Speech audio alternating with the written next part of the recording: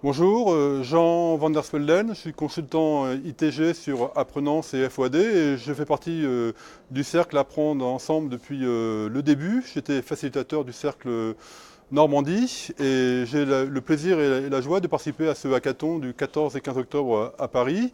Et je suis dans le défi 2 et 3 qui s'est intéressé après avoir fusionné deux défis sur la place de l'émotion dans les parcours de formation.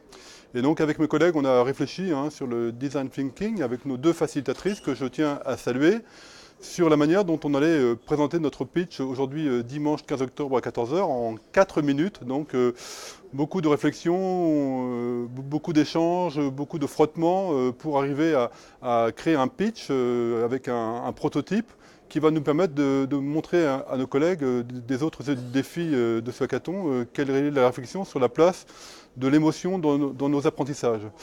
L'élément fondamental, c'est que pour qu'on prenne en compte l'émotion de l'apprenant, il faut qu'on lui donne un degré de liberté, associé à de la responsabilité. Donc on a travaillé sur quelles étaient les conditions pour qu'aujourd'hui les dispositifs puissent intégrer de la liberté relative du côté de l'apprenant.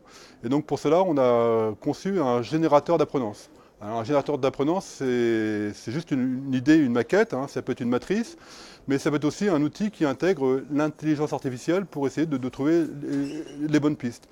Et donc, ayant mis en place des dispositifs dans lesquels on aura une possibilité de donner un degré de liberté sous différentes formes, avec de la multimodalité, avec des supports et des activités différentes, et ben, l'apprenant va se retrouver en activité et dans lesquelles il va pouvoir exprimer ce ressenti à travers des émotions, émotions qu'il va présenter, émotions qu'on va susciter et sur lesquelles on va pouvoir interagir pour, au final, l'important c'est mieux l'impliquer dans son parcours de formation.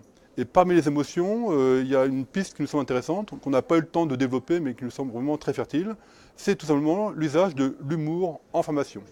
Merci.